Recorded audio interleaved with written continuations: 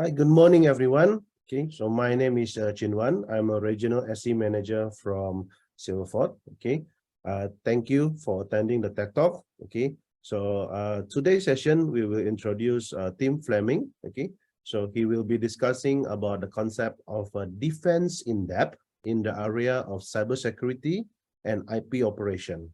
Okay, he will explain how resilience and protection rely on multiple levels of backup to ensure that we are not exposed by a single point of failure here. Okay. In the area of identity security, Tim will ask a question, do you really have a defense in depth in the identity space? Tim will provide the detail on how we can give you a defense in depth beyond traditional perimeter protection, how you can extend a modern identity security measure to legacy systems that do not themselves support these measures. Okay, so as a background, Tim has more than 40 years of ICT experience in the range of technical and managerial roles across a broad range of industry. He is responsible for all commercial and operational technology strategy at Deloitte for over 20 years as a CIO of Australia and APAC. Tim oversaw a team of more than 1,300 people across 20 countries. Okay, so without further ado, I'll pass the lead to Tim. Tim? Thank you, Jin Wan. Good morning, good afternoon to everyone. Thank you very much for joining the Tech Talk. Glad to see that we've got plenty of people on the call today. As Jin Wan introduced and gave a brief summary, I want to talk today about the concept of defense in depth. And I want to talk about how it's a broad way of thinking about how we run our whole IT operations, in fact, how we run the world. And then I want to move in and drill down into the area of identity protection.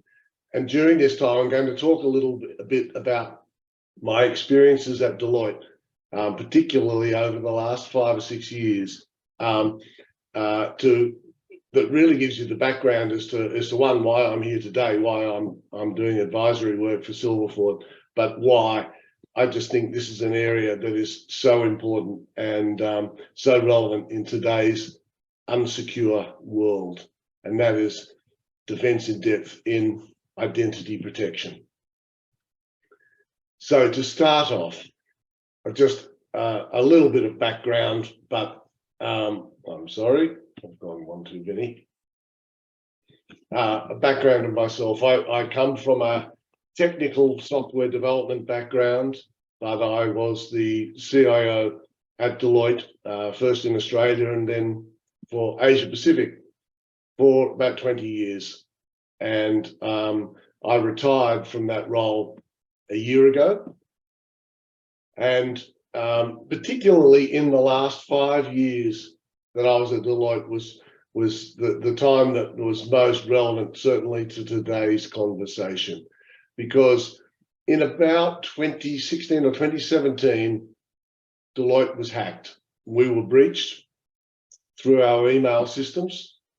And for an organization like Deloitte, a professional services firm who is in the business of selling trust, it was really, really important that we've got to have our own our defenses in order, that we've got to be able to know that we can protect our clients' information, our clients' data.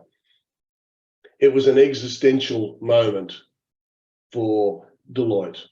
If we couldn't protect our own borders, protect our own information, then how could we be in the business of advising other companies on how to do exactly the same sort of thing? So as a result of that, there was a very, very large-scale program of work that was undertaken over 4 to 5 years.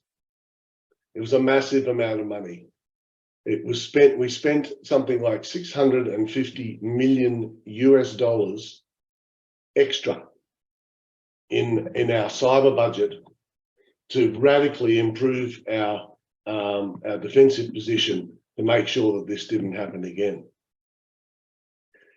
Over that period of time, I was heavily involved in that program of work, that massive program of work. I was on the global committee that was overseeing that whole program of work. And so I got into a fair bit of detail about what it was we were building. And at the end of that 5 years, we had created a very sophisticated cyber team, much larger than it had been before. We had all sorts of defenses. We had a very sophisticated, we do have a very sophisticated SOC and incident response team 24/7 around the globe. We had multiple defensive technologies and capabilities in particularly around the perimeter of our network.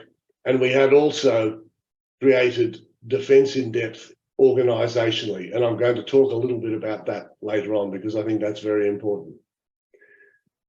However, we had also created a team of, if you like, white hat hackers, our red team. And the red team's role was to periodically test all places around the network, and Deloitte is in something like 200 countries around the world, testing all our networks to make sure that we have the protections in place that we need to. And the thing that became very clear once that team was operational and regularly reporting around the world and reporting to me as the Asia-Pac CIO, what was very, very clear was that our weakest point was our people. It was all too easy to do a large-scale phishing campaign, always catch one or two people, work out, and then through a variety of methods that I'm not going to talk about in detail, people were able to get around things like MFA, and or were able to actually exploit MFA itself, the concept of things like MFA bombing. And what also became very clear to me was that despite this enormous expense and this very large sophisticated team that we had put together, we were still exposed once the bad actor was inside the network.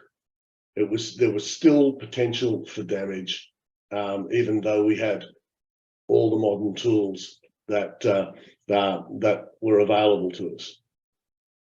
And it was at about this time that I was introduced to Silverfort, the product, and a light bulb moment for me. The light bulb went off in my head as soon as I saw this demonstration. I thought, yeah, this is what we're missing, and I'm going to talk through why this sort of defense is so important. But let's first talk about the concept of defense in depth. Now, this is an ancient methodology, if you like, way of thinking. You've always got to have a backup plan. If you look at the screen now, you'll see this is a little drawing of the Battle of Waterloo between Napoleon Bonaparte and the English back in, I think it was 1815. And as you can see, there's the lines of the red and blue areas marking the various forces. They're not all in one single line. They have backup. They have backup that can be deployed sideways, forwards, in the event of a problem. They have a plan B. And that's what defense in depth is. In fact, plan B, plan C, possibly even further. It's the idea that you don't have a single point of failure that's going to expose you to operational risk, data loss, brand damage, etc., etc. If you think about technology and about how when you're running IT operations, that so much of what you have been doing when you're building and running these systems is about building inbuilt redundancy. Okay, you want redundant systems. You want, ideally, backup network providers. You want to have all your web servers are all not single use, they're not single point of failure. The same with all level of your databases, your virtualization, your network devices, your edge devices. You want to have alternative paths to be able to run your IT operations. And that's been a major driver in my time at Deloitte, in that 20 years of being a CIO, of going from a position where probably 20 years ago, we had lots of single points of failure and lots of things could go wrong, and lots of things did go wrong. And so availability at the time was not what we needed. We spent all our energy on being able to, in an economic way, deliver IT services that stayed up, that were redundant, that didn't have a single point of failure. And that's the whole point of what I'm talking about. You want that defense in depth. You do not want that single point of failure that's going to expose you.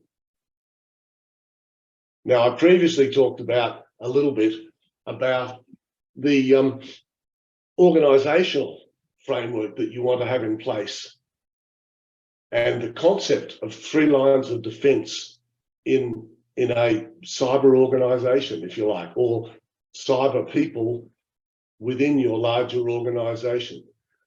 In the same way that you don't want to have just one device being all that stands between you and an operational failure, you don't want to have just one set of eyes looking at what you're doing and checking how effective you're being in this case, in your cyber defenses. You want someone who's watching the watchers, if you like, right? You want to have your first line of defense. That is your CISO organization. That's running your cyber operations, running all the tools, and using the frameworks that the firm has adopted, and having your internal processes and running your adequate controls, running those whole systems, right? That's the job of the CISO team, normally within the IT function. But then you want to have a second line of defense. You want to have someone internally who is providing assurance that you're doing the right thing. And that is asking the questions of the CISO organization to understand and make sure that the risks, that this risk management function. Now, I will stop here because some organizations will not be large enough. You won't have large scales. You may not even have a separate risk organization, but you are going to have someone who is responsible for risk in the organization, even if it's the CEO or the COO. There is someone who is absolutely accountable for managing the risks in your organization. And they need to have some comfort that the cyber defenses are running as they should be, and that they're actually covering and attempting to remediate all the risks that that person or that group is responsible for. And then you have another line of defense, the third line of defense, which is things like doing your own internal audit. That's also ISO accreditation, NIST, any of that external accreditation that you might have or want to obtain. You need to have that third line of defense to say, have we got the right structure in place? The second line of defense says, are we executing it properly? Is the first line executing properly to meet our objectives, and that is to remediate our risks? So this human organizational thing is very important, and it's very important for CISOs too, because it's sharing the risk, and it's making sure that your senior executives in your company are informed about the risks they face, because otherwise they will, if they don't know, they can't do anything about it. They can't perhaps release funds that you need to mitigate some of the key risks, because they just don't have the visibility, they don't have the knowledge. So it's very important to bring a risk organisation, including, I would say, people like the COO, if not the CEO, so that they're apt, and certainly your board, so that they are aware of just what the risks are your organisation faces, what you're able to do to try and remediate those risks. And then you have the third line of defence, which is just there for potentially, periodic assurance that you're actually doing the right things, and you're covering that you're running the right frameworks to effectively cover the risks that exist in the world of cyber. So, in summary, defence in depth within your organisation is very important. And for those of you who are in the CISO organisation, in the IT organisation, this is the best way of sharing the problem, sharing the risk, and ultimately educating your executives so that if you need more funds to do things in this space, then at least they're aware of it, and hopefully they're then more likely to approve. Okay, now I'd like to go into the key of today: identity protection, defence in depth. What do you really have defence in depth in your identity space? Now, I talked earlier about Deloitte. We were faced with a situation that once some of our people were phished, and this is an organisation approaching 400,000 people now, there will always be someone who clicks on a link, who opens an attachment, and which means that unfortunately, sooner or later, someone is going to can get access into our network. And when that's there, then anything that is not absolutely nailed down in a Microsoft environment particularly is going to expose you to risk. Once if you look at all the breaches, certainly all the breaches that happened in Australia in the latter part of last year, getting into the network is a relatively trivial task. And then afterwards, it's the lateral movement, which is using identities. It's using the phished identity, and then it's using other identities with greater privileges as it hunts around the network and obtains them. And most organizations do not have sufficient protection inside the network once the bad guy is in the network. And if they want to get in, they will get in. And that's why identity security is top priority. But yeah, all these data breaches are still happening, and the vast majority of them either use identities to make the first, it's an identity breach that gets them into the network, but it's certainly stolen credentials inside the network that allow them to traverse the network and get to the elevated privileges and create the real damage. Okay, so the sad fact is most of you do not have defence in depth as far as identity protection goes. This is the areas that we're talking about here. So legacy homegrown applications, command line interfaces, PowerShell, all this sort of PS exec, all these sorts of tools. These are exactly the tools that will live in most of your environments. And these are the tools that the bad actors exploit. And this is exactly how the red team in Deloitte, when they were simulating where they could go once they had phished employees, they were able to use these sorts of this sort of gateways to move around the network and try and find elevated privileges and secure information that they could use. Still, service accounts, the greatest risk you have is a compromised service account, particularly if you've got to a critical application. Allowing a bad actor untrammeled access into some of your key assets and your client information potentially.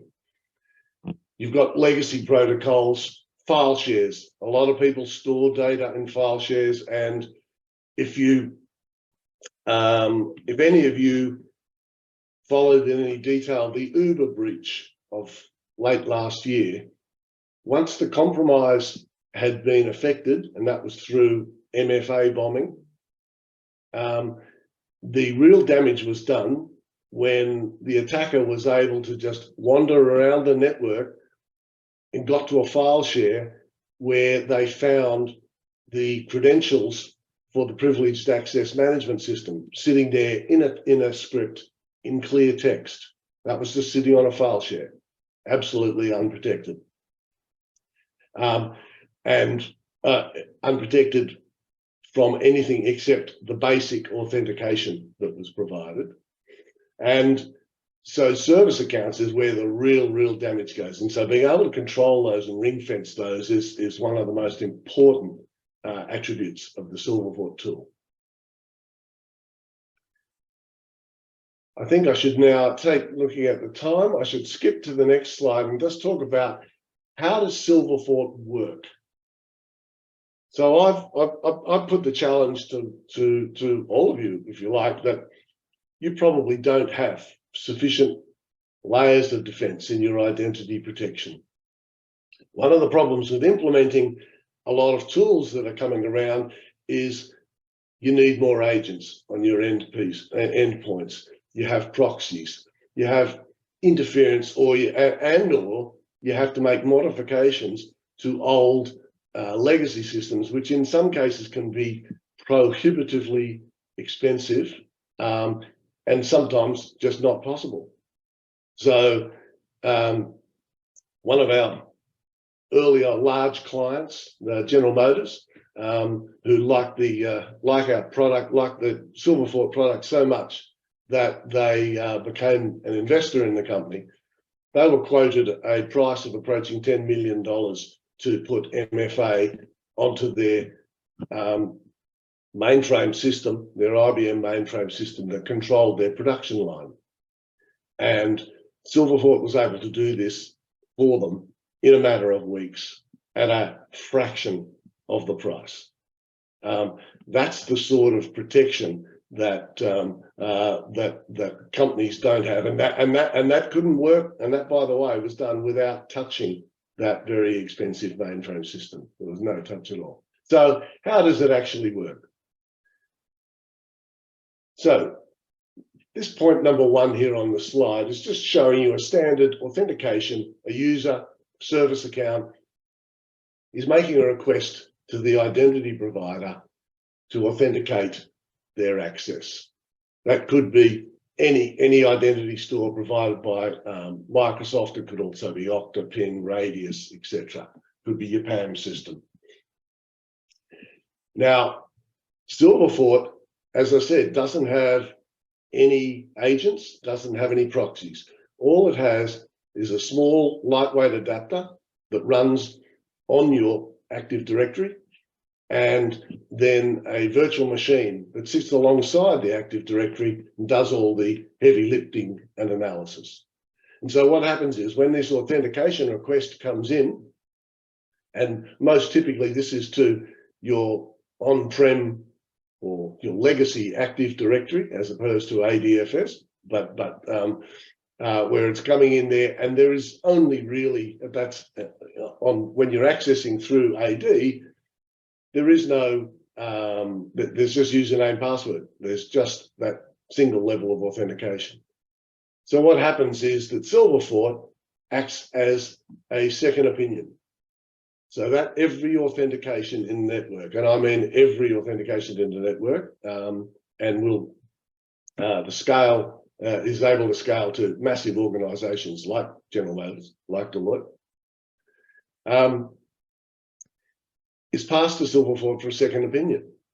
Now, Silverfort will analyse that message. It's got risk rules, it's got policies that you can define, and it's going to come to a decision at that point to say, oh, I either allow this, I deny it, or I'm going to ask for multi-factor authentication. And that is even if this access is to a system that does not itself support MFA. So say it was a file share. This was someone going to a file share, and you could have a policy set up to say, no, if they go to this H drive, we want multi-factor authentication to be enforced. So a single policy in Silverfort will allow that to happen. So Silverfort will analyse, calculate the risk. If there's going to be an MFA required, then Silverfort simply passes that request to your existing MFA. So it's important you understand that Silverfort's not just here to provide MFA. We're going to enable MFA on your chosen MFA tool for all those areas of your network that don't support MFA itself. So it gets passed off, and if the MFA is approved, or in fact, if it didn't require MFA, which will be often true, then it's just passed back to your identity store, back to the user and the service accounts, and that is totally transparent to your users. Now, the thing that Deloitte is an enormous organization, enormous, complex. We had built a highly sophisticated and complex cybersecurity technology framework. So putting other things in there is always something that can be tricky.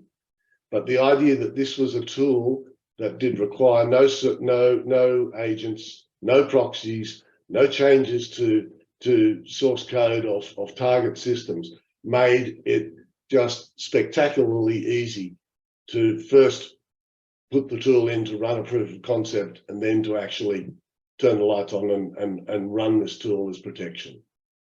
So I'm going to finish up now, and hopefully we're going to get some questions from you. I hope if any of you have got questions, please fire them into the chat line. Jinwan will direct some questions to me. But I'd also, so we might, and actually, before I go to the next slide, I'll pass on Jinwan. Are there any questions there that anyone's asked? Yeah. Thank you, Tim. So for everyone, if you have any question, you can put it into the Q&A. Okay. So Tim, I have a few questions here. So maybe I think if you don't mind, we can answer some of the question first. Sure. Yeah. So first question come out is I think this is related to the ransomware. So how can defense in depth help in the ransomware protection? Right. So ransomware, I'm sure most of you understand that typically what happens is that access is granted. Either someone's been able to purchase credentials on the dark web, or they phished somebody, there's got someone to click on a link, they've got access into your network. Then they need to find an account with enough permissions to be able to have write access to a variety of resources, right? Because that's what ransomware is. Ransomware is writing to target systems, encrypting them so that you can't get to them unless you pay the ransom and get the keys given to you. And this is something that just about everybody, most organizations are vulnerable to this unless you have a tool like Silverfort, which is what it's going to do is it's going to if the first device that's written to with the payload is conducted by an administrative account. When it tries to do it a second time, that's when Silverfort is going to say, "Hang on, what's going on here? This person's just trying to do is just touch one system, then touch another. What are they doing?" And they're going to insist on, say, MFA. If this was an administrator account, then they will go to enforce MFA, and they'll trigger MFA. So Silverfort actually acts as a blast blanket. It stops the damage, and this is the key thing about Silverfort is this: it is left of boom, right? If boom is bang when the bad thing happens, this is before boom. It is protection. So much money has been spent recently and continues to be spent and should be spent on detection and response, right? Incident detection and response. But that means something bad's happened, I need to tell someone about it. Silverfort is actually saying before the fact that I think I don't like what this is doing, so I want to either block it or I want confirmation that this is really the user. So that's the key thing to remember about Silverfort is it is protection and prevention rather than detection and recovery. And so that's why it is absolutely an extra layer of defense.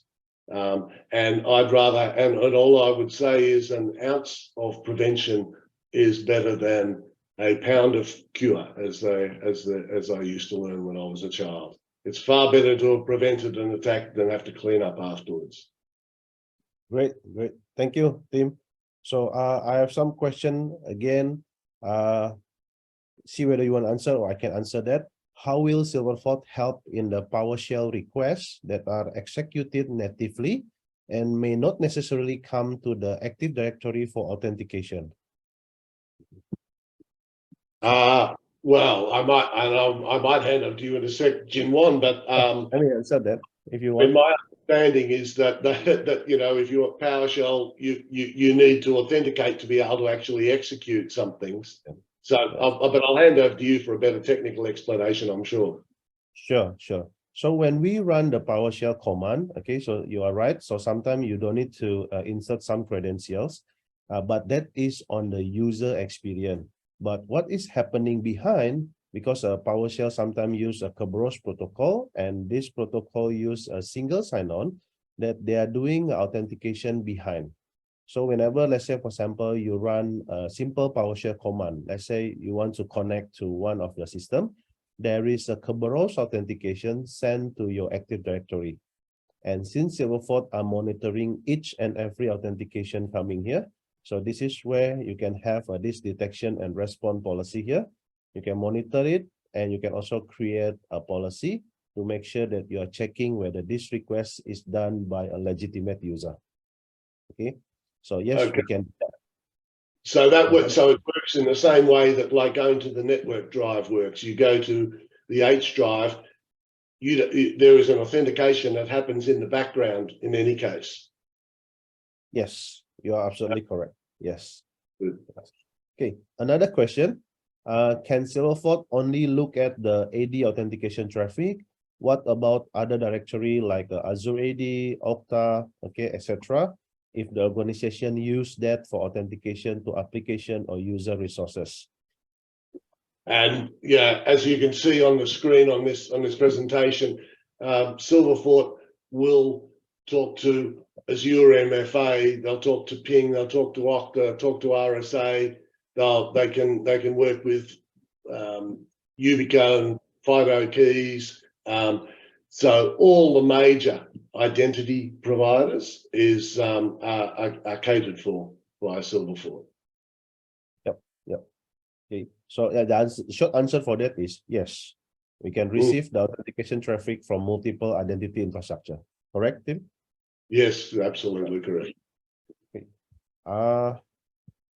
few more questions. Okay, so I think this is if we know about identity security, so they also apply about network segmentation and also about just-in-time access.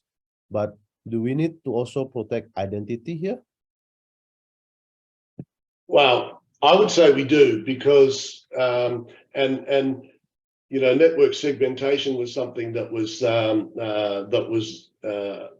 reasonably large project that we undertook at Deloitte, and that's very important. You want to be separating your users from your machines, from your core servers and your data, etc.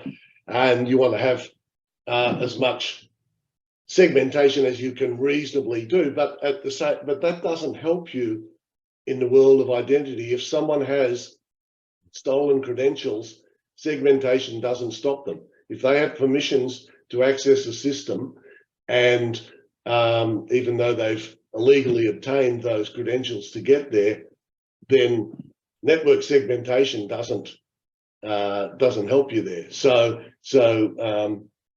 just remember, we're talking about protection against someone who's stolen your keys and they're inside your house now, and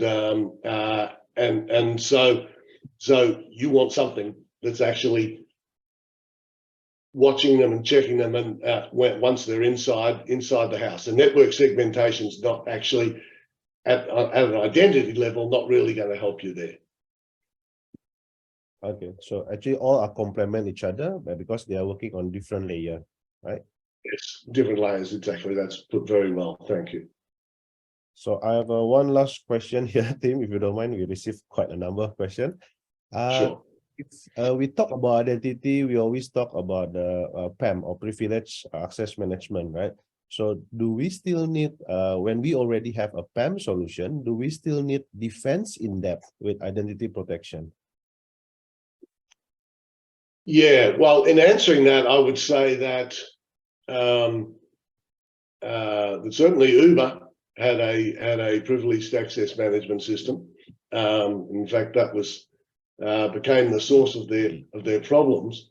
If you have a PAM, what you're not protecting necessarily, that doesn't mean that those credentials can't be stolen through things like pass the hash, memory dumps, whatever tools that the hackers use once they're in your network. What you need to be able to do on top of that is actually ring fence the use of those service accounts. So you want those service accounts to only ever be used between the servers that they were designed to be working from. So if you've got a service account that runs a SharePoint farm, say, then you only want that service account to be used on those servers that are running that SharePoint farm, and they need to come, both the target and the destination need to be within that ring fence. And PAM isn't going to give you that. And whereas that's a very simple and very straightforward use case for Silverfort, to put a ring fence around service accounts so that they can only ever be used from and to the places that they were meant to be used. The other thing about PAM is, it was always a concern of mine was, did I really have 100% coverage? Did I really have all my privileged accounts in there? And your teams will know how difficult and hard work it is to identify, find the owners, work out where service accounts are actually operational. So another thing I would say is that Silverfort will give you visibility about all your service accounts that you may never have had before, and it'll be able to tell you exactly what your service accounts are doing, where they're working. And so if you're in the process of implementing a PAM, this would be a great tool to give you visibility to starting off with, of just what service accounts you've got in your environment. And it's the lack of visibility of service accounts that is part of the biggest risk for them. Thank you, Tim. I think we already covered all the questions so far. Okay, and I think it's about time as well. Okay, thank you to all the participants here, okay, for your questions, feedback, and so on. Okay, so for your information, the session will also be recorded and shared in the internet channel here. Okay, you can find it in the YouTube if you want to. Okay, and yep, looking forward for you to attend our more interesting topic in the future. Okay, so you'll be in the next 1 or 2 months. Thanks, Thank you. Jin Wan. Thanks, Jin Wan. And Thank you. just finally, I'd just like to say, if you look at the screen, you'll see a QR code there, which you can just snap on and sign up if you want a free identity-based security risk assessment to really understand just how exposed you might be and how far you really do have defense in depth. Thanks for your time today. Thank you, Tim. Thank you. Thank you, everyone, for coming. Have a good day.